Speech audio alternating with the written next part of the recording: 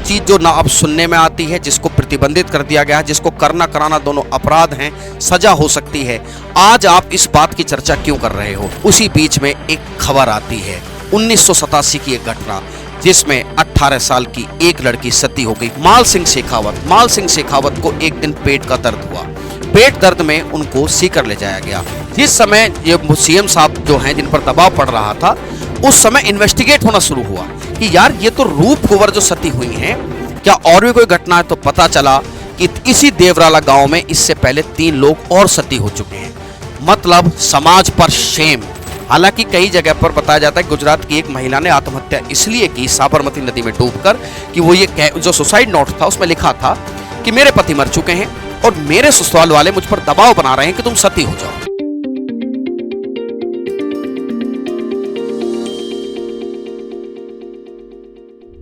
RJ ज्ञान सबसे सटीक। नमस्कार, जय हिंद साथियों, स्वागत है आप सभी लोगों का आरजे ज्ञान पर।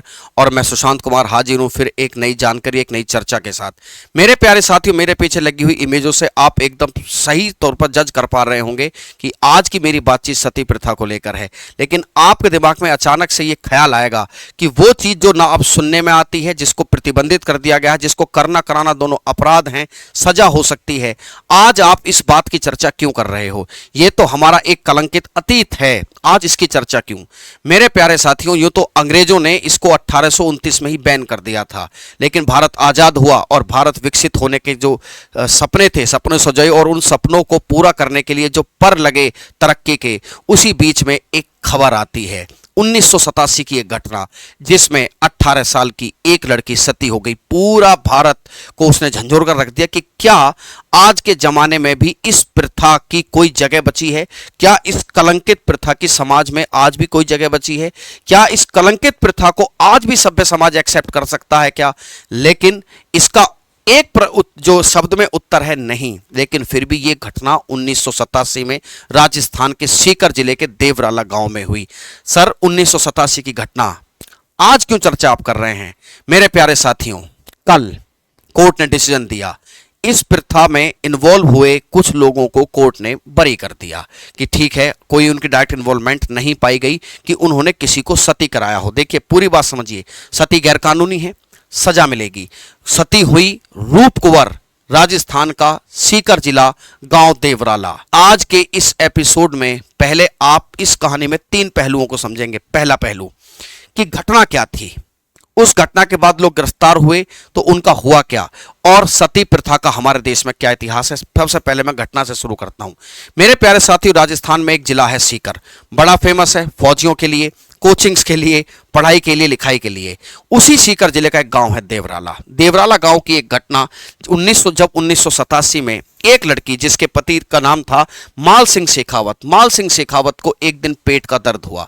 पेट दर्द में उनको सीकर ले जाया गया, जहां पर उनकी डेथ हो गई। डेथ होने की यह घटना 4 सितंबर की है। 4 सितंबर को जब उनकी डेथ हो जाती है तो रूप कुंवर फैसला करती है कि वो अपने पति के साथ सती हो जाएगी। सती मतलब गोद में सिर रखकर वो उसी चिता में बैठेगी जिस चिता से उसके पति का जो पार्थिव शरीर है उसको पंच तत्वों में विलीन होना है। लोग तमाशा देखते रहे, भीड़ इकट्ठा हो गई और फाइनली रूप कुंवर जो है वो सती हो जाती हैं। बात बहुत बड़ी थी तो हलचल होनी शुरू हुई। और जब इस बात की हलचल पूरे भारत में होनी शुरू होती है कि भैया सीकर जिले में एक ऐसी घटना हो गई है कि एक लड़की जो 18 साल की है वो सती हो गई है, ऐसी स्थिति में जब मामला कोर्ट तक पहुंचने के साथ साथ उस समय के गृह मंत्री थे पी चिदम्बरम साहब ने कहा कि मतलब व्हाट इज दिस, आजाद भारत में इन सब चीजों की जगह कहां है और किस, मतलब ये तो इट इज रेडिकुलस। भाई, मैं एक बात जानता हूं, अगर किसी को माचिस की तिल्ली भी एक हल्की सी लगा दी जाए तो कितना तिल मिला जाता है इंसान। लोगों ने कहा कि भाई सती करा दिया। हालांकि गांव वालों ने कहा कि भाई साहब, ये आरोप क्यों लगा रहे हो आप हम पर, हमने थोड़ी सती कराया है। सती नहीं कराया हमने। रूप कुंवर खुद सती होना चाहती थी और वो सती हो गई। बाद में उनकी 13वीं पर चुनरी महोत्सव का आयोजन किया गया। इसका मतलब साफ था कि आसपास की जो जनता थी, आसपास जो गांव देवराला के आसपास जनता थी, वो इसको ठीक मान रही थी। जो उनकी बरसी होती है, एक वर्ष बाद एक बहुत बड़ा महोत्सव का आयोजन किया गया और महिमा मंडन किया गया कि रूप कुंवर ने देखिए कितना अच्छा काम किया है। उससे पहले मैंने आपको बताया कि गृह मंत्री कौन थे, पी चिदम्बरम साहब। उन्होंने कहा राजस्थान के मुख्यमंत्री साहब से कि व्हाट इज दिस, ये है क्या। और फाइनली राजस्थान के उस समय के मुख्यमंत्री हरदेव जोशी पर इतना दबाव पड़ा कि जांच करने के बावजूद भी, जांच कमेटी बनाने के बावजूद भी उनको अपने पद से इस्तीफा देना पड़ा और साथ में पास करना पड़ा एक कानून जिसका नाम था सती प्रिवेंशन एक्ट 1987। एक चीज और समझिए, जिस समय ये सीएम साहब जो हैं जिन पर दबाव पड़ रहा था, उस समय इन्वेस्टिगेट होना शुरू हुआ कि यार ये तो रूप कुंवर जो सती हुई हैं, क्या और भी कोई घटना है। तो पता चला कि इसी देवराला गांव में इससे पहले 3 लोग और सती हो चुके हैं। मतलब समाज पर शेम, शर्म कि ये क्या, ये उस जमाने की प्रथा जिसे तो मतलब मैं ये नहीं कहना चाह रहा हूं कि ये जो है उस समाज का या किसी भी समाज का अच्छाई या बुराई का प्रतीक है, लेकिन सभ्य समाज पे एक सिविलाइज सोसाइटी पर शेम, एक कलंक जैसी घटना। एक्ट 1987 पास किया गया और वो लोग जो चुनरी महोत्सव में शामिल थे, जिन्होंने महिमा मंडन किया, उनको पुलिस ने अरेस्ट किया कि तुमने सती करने के लिए किसी को प्रेरित किया है और ऐसा भी हो सकता है तुमने जबरन सती कराया हो। उन्होंने कहा कि हम जबरन सती नहीं कराया हमने, ये तो रूप कुंवर की ही इच्छा थी और वो क्या हो गई, वो सती हो गई। ठीक है, लोग गिरफ्तार हुए, मुकदमा चला। हालिया चर्चा इस बात की, जो आज का जो कंसर्न है वो इस बात को लेकर है कि कल कोर्ट ने फैसला सुनाया, 8 लोग बचे हुए थे, 45 लोग अरेस्ट हुए एक्ट के तहत कि भाई ये to do and promote the sati is a punishable offence. तो 1987 के इस एक्ट के बाद कहानी ये निकल कर आई, जो 45 लोग थे उनमें से कुछ लोग बरी हुए, कुछ लोग फरार हो गए, कुछ की मृत्यु हो गई। फाइनली 7 से 8 लोग बचे हुए थे, उनको भी कल रिहा कर दिया गया। चलिए, ये तो एक मसला है। हालांकि ये बड़ी अच्छी गनीमत बात है कि उसके बाद से भारत में सती का कोई स्पष्ट तौर पर केस सामने नहीं आता है। हालांकि कई जगह पर बताया जाता है गुजरात की एक महिला ने आत्महत्या इसलिए की साबरमती नदी में डूबकर कि वो ये जो सुसाइड नोट था उसमें लिखा था कि मेरे पति मर चुके हैं और मेरे ससुराल वाले मुझ पर दबाव बना रहे हैं कि तुम सती हो जाओ। लेकिन गनीमत यह है कि कोई स्पष्ट तौर पर केस उसके बाद सामने नहीं आया। लेकिन बात यह कि आजादी के बाद भी ऐसी स्थिति कि एक लड़की सती हो गई और समाज ने सती हो जाने दिया, जबकि सती, जब जो लोग महिला सती होती है उसके देखिए, जब अग्नि शरीर को घेरती है ना तो हृदय विदारक पीड़ा होती है। तो बताया जाता है कि जो है एक ऐसा लिक्विड पिलाया जाता है कि जिससे उसको आगोश मतलब होश ही ना रहे कि वो कहाँ बैठी है कहाँ नहीं बैठी है।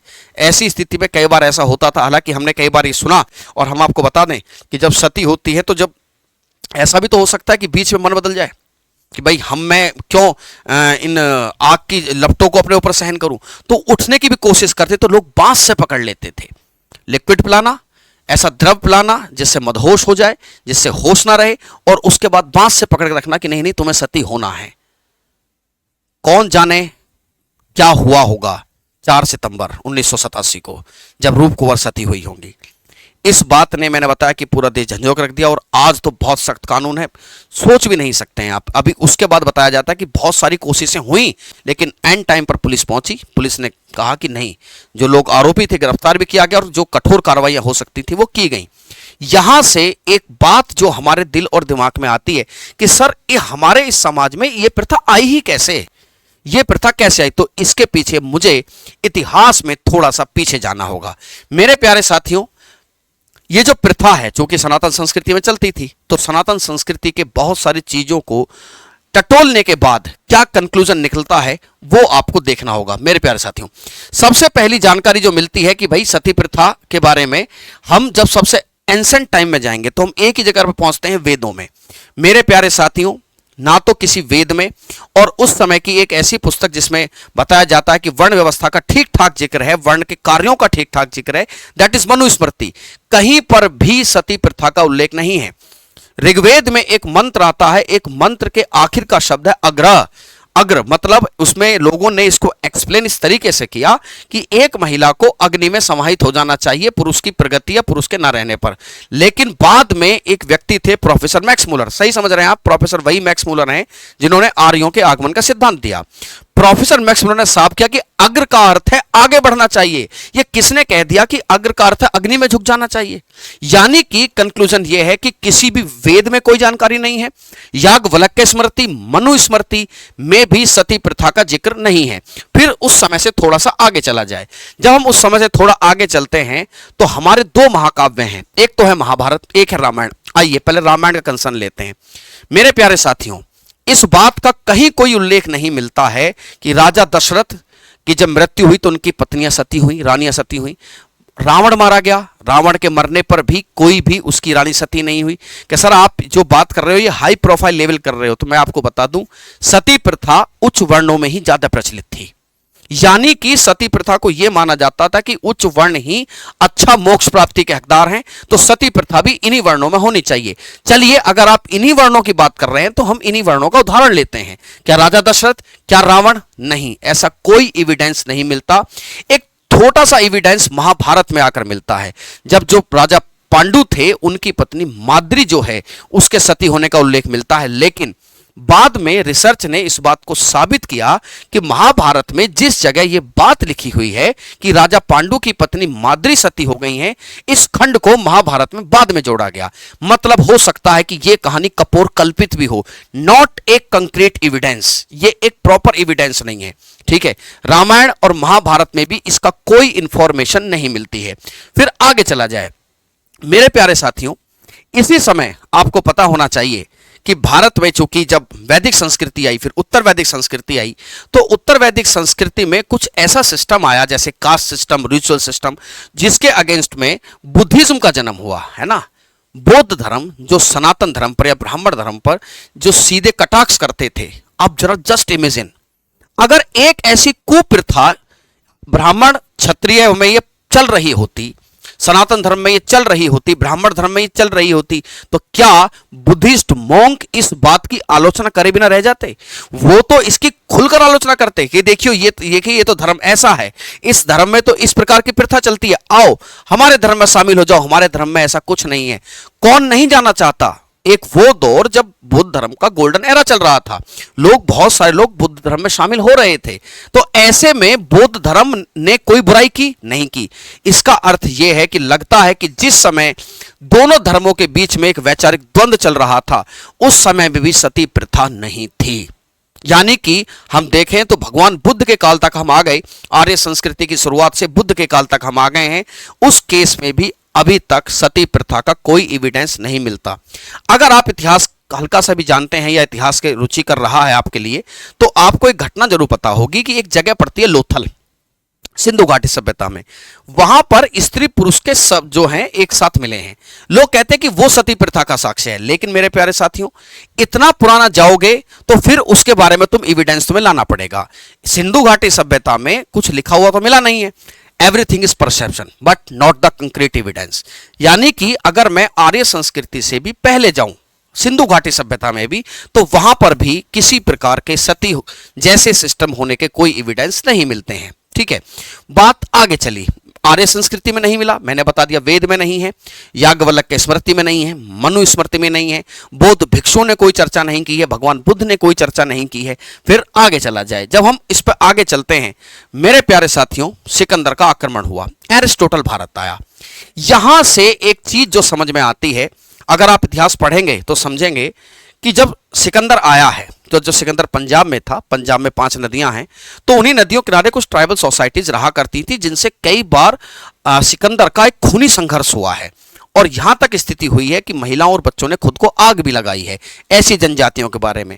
पहली बार सिकंदर का गुरु अरस्तु या अरिस्टोटल बताता है कि जब हम पंजाब में अभियान कर रहे हैं तो यहां नदियों के किनारे कुछ ऐसी जनजातियां रहती हैं जो मतलब अपने आप को अग्नि के हवाले कर देती हैं, उनमें बच्चे भी शामिल हैं, उनमें महिलाएं भी शामिल हैं।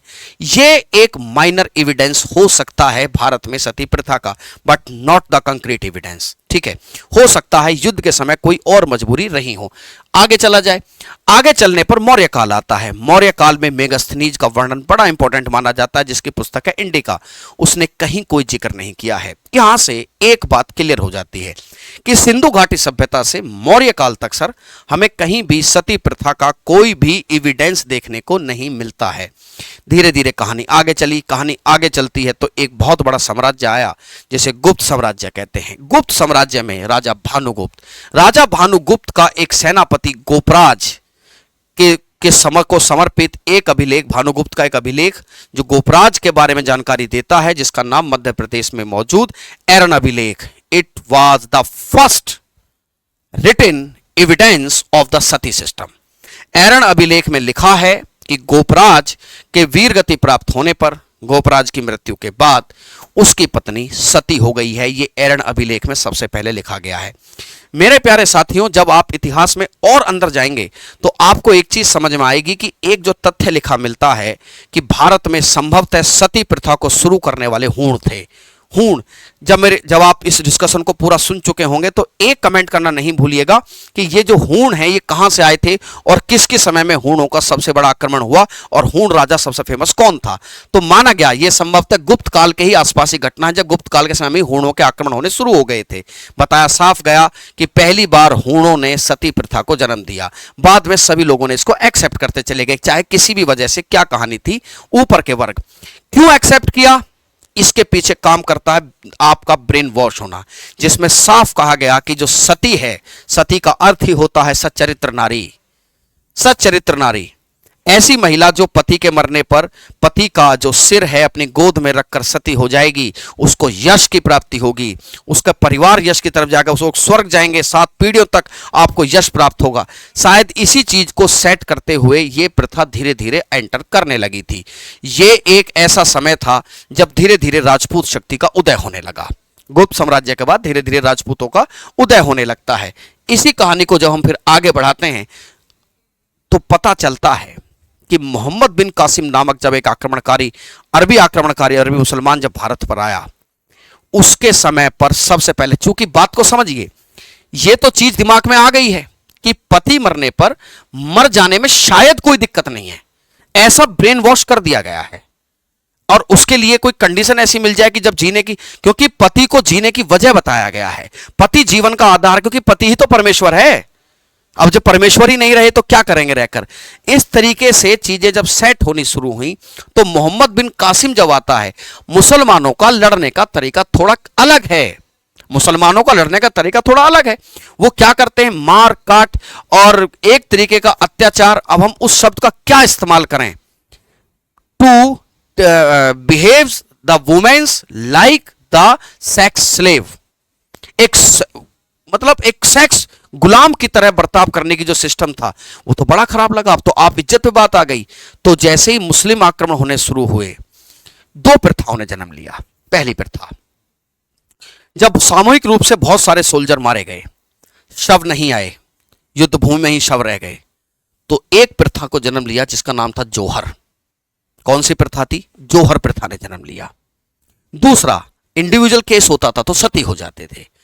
जोहर प्रथा, और जब जब मुस्लिम आक्रमणकारियों का लगातार फ्रीक्वेंसी बढ़ती गई और उनके द्वारा युद्ध लड़ने का तरीका वो नहीं था जो जिस तरीके से हमारे यहाँ मर्यादा में रहकर युद्ध लड़ जाते थे, सारी मर्यादाएं जब तार तार होने लगी तो जोहर और सती जैसी प्रथाओं को खूब बढ़ावा मिलना शुरू हो गया, है ना। आपने जोहर के केस में बहुत सारी चीजें देखी होंगी। एक फिल्म आई थी रानी पद्मावती। नीचे जो आप इमेज देख रहे हो, ये एक पर्टिकुलर जो चिता पर बैठी है सती है, एक साथ इकट्ठा होकर होना ये जोहर होता है। इन चीजों को बहुत बढ़ावा मिला कि कहीं ऐसा ना हो कि हम आक्रमणकारियों के हाथ लग जाएं। अपनी इज्जत मर्यादा को बचाने के लिए हम जोहर कर रहे हैं। और ये जोहर करने की इतनी घटनाएं आपने शायद खूब सुना होगा, खूब देखी होंगी कि जोहर करने की खूब घटना। राजस्थान के एक किले में देखिए, ये उन महिलाओं के हाथ दिखाए गए हैं जिन्होंने जोहर कर लिया था। मेरे प्यारे साथियों, बात आगे बढ़ी, सल्तनत का दौर आया, सल्तनत चली। सल्तनत में भी वही बात है, साम्राज्यवाद का सोच दिमाग पे थी। तो जो मुस्लिम सुल्तान थे उनके जो लगातार अभियान थे वो लगातार होते रहे। सिस्टम वही था लड़ने का, पुरुषों को मार देना, महिलाओं को पकड़ के ले आना।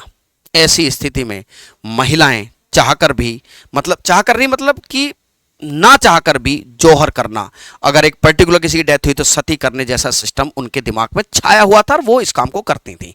मतलब ये है कि मुस्लिम आक्रमणों के साथ सती और जौहर का जो ग्राफ था वो लगातार तेजी से बढ़ता चला गया। जब ये चीजें बड़ी कैजुअल हो गई तो लोगों ने ये समझ लिया कि इट इज कस्टम। ये दिमाग में सेट हो गई बात कि भाई अगर पुरुष मरता है, अगर पति मर जाता है तो do the practice of sati if it is mass genocide, and do the practice of jauhar, या तो आप जौहर करो या फिर आप सती कीजिए।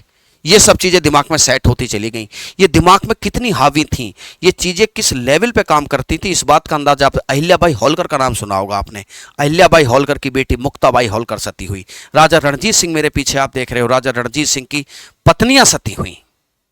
मतलब जो लोग, भाई एक राजा से ज्यादा इंटेलिजेंट आदमी कौन माना जाएगा, लेकिन यहां पर भी दिमाग इस लेवल पे घर कर गया था कि पति ही जीवन का आधार है।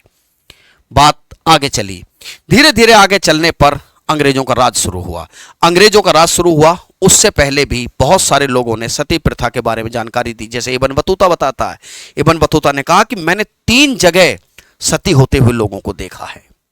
सल्तनत खत्म हुई, सम्राट अकबर का काल आया, मुगल काल आया, सिस्टम वही था, चीजें वही, तरीका वही, युद्ध लड़ने का तरीका वही।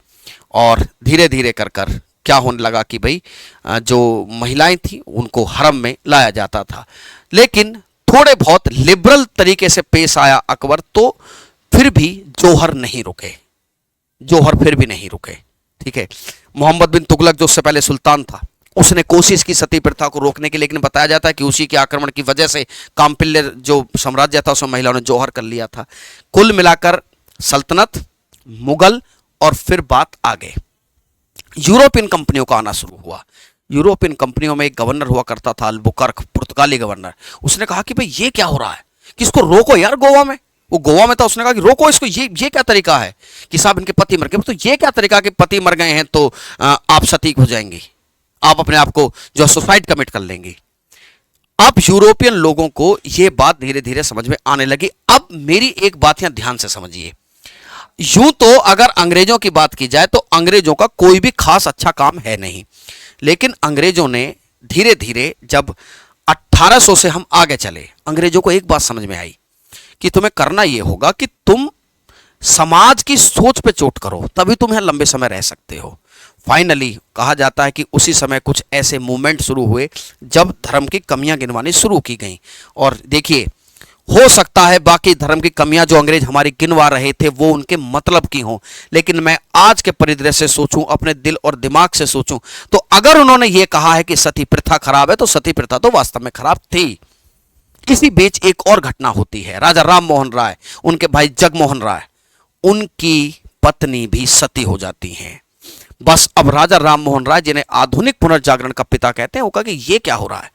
उन्होंने कोशिश की कि वो कैसे भी करेंगे सती प्रथा को रोकेंगे, और उन्होंने पूरे बंगाल में एक अभियान सा शुरू कर दिया। देखिए, बंगाल में सती प्रथा उस समय बहुत ज्यादा चल रही थी। पहला क्या, पहला तो ये दिखाओ कि भाई तुम्हें फेम मिलेगा, जाइए आप सती हो जाइए। दूसरा, एक पति है, एक पत्नी है, समझना, अभी पति मर गया है, पत्नी को सती करा दिया, उसकी प्रॉपर्टी पे कब्जा को लेकर कुछ ऐसे ड्रॉबैक समझ में आ रहे थे। लेकिन जो उस समय के धर्म के ठेकेदार थे वो कहते थे कि ये कुछ नहीं है, ये तो हमारे धर्म का हिस्सा है। अगर अंग्रेज इस बात को सोच रहे हैं कि वो सती प्रथा गलत बता रहे हैं और सती प्रथा के बारे में कुछ सोच रहे हैं, हम विरोध करेंगे इस बात का कि ये डायरेक्ट हमारे धर्म में इन्वॉल्वमेंट होगा। लेकिन राजा राम मोहन राय साहब के प्रयासों से एक पत्र लेखन का प्रक्रिया शुरू हुई विलियम बेंटिक को कि भाई साहब देखिए ये क्या हो रहा है। अगर आप, क्योंकि अंग्रेज व्हाइट मैन बर्डन थ्योरी में विश्वास करते थे, अंग्रेज कहते हैं हम तो सभ्य देश के लोग हैं। अरे तुम अगर सभ्य देश के हो और सभ्य तुम अपना एम्पायर चला रहे हो, तो ये कैसी सभ्यता है जो यहां चल रही है, इस पे भी ध्यान दीजिए।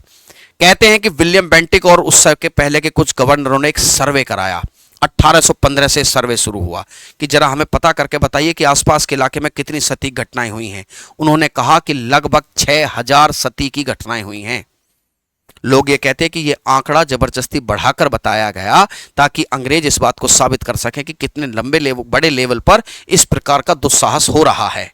लेकिन लोगों ने कहा, लेकिन अंदर से एक बात तो समझ में आती है कि 6000 ना सही, लेकिन सती तो हो रहा था।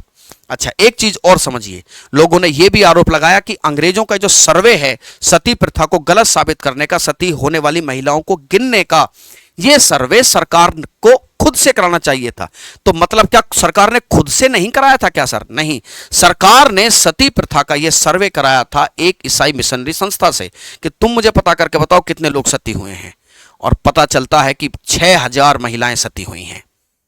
बस इधर राजा राम मोहन राय, इधर William Bentinck, 1829 sati regulation act, और the to do and to promote sati will be a punishable offence. और मेरे प्यारे साथियों, सती करना और प्रोत्साहन करना किसी प्रकार से एक दंडनीय अपराध होगा। इस छवि को दिमाग से हटाइए कि तुम स्वर्ग में जाओगी, 7 पीढ़ियां स्वर्ग जाएंगी, सहचरित्र नारी हैं, ठीक है। भगवान शिव का भी नाम ले लेते थे, देखो कि सती उन्हीं के नाम से आया ना, उमा, कि नहीं ऐसा कुछ नहीं है। ये एक पूरी तरीके से अमानवीय कृत्य है जिसकी समाज में ना कल कोई जगह थी, ना आज कोई जगह है, ना तो इंसानियत इसकी गवाही देती है और ना कानून। ये खराब चीज है, इसको 100% हटाना होगा। चलिए, इस बात के लिए ब्रिटिश सरकार की मैं तारीफ करूंगा कि चलिए अच्छी बात है उन्होंने इस चीज को हटाया, लेकिन अभी कानून में हटी थी, लोगों की सोच से नहीं हटी। उस समय के धर्म के ठेकेदारों ने फिर विरोध करना शुरू किया कि सब खराब लोग हैं, ये हमारे धर्म में हस्तक्षेप कर रहे हैं। इन धर्म के ठेकेदारों के द्वारा किया गया ब्रेन वॉश ही आजादी के बाद तक काम करता रहा, और उसका परिणाम था रूप कुंवर नाम की एक 18 साल की लड़की का सती होना, जिस बात से मैंने अपनी कहानी की अभी शुरुआत की थी। प्यारे साथियों, उम्मीद करता हूं आपको सारी चीजें समझ में आ गई होंगी। और मेरे दोस्तों, आप मुझे कमेंट सेक्शन करके बताइएगा कि आज हमारे समाज में ऐसी कौन सी वो प्रथा है जो प्रथा इस सभ्य समाज के लिए एक कलंक है। मैं आपके उत्तर का कमेंट सेक्शन में जरूर इंतजार करूंगा। मिलता हूं कल फिर एक नई जानकारी के साथ, तब तक के लिए धन्यवाद। जय हिंद, जय भारत।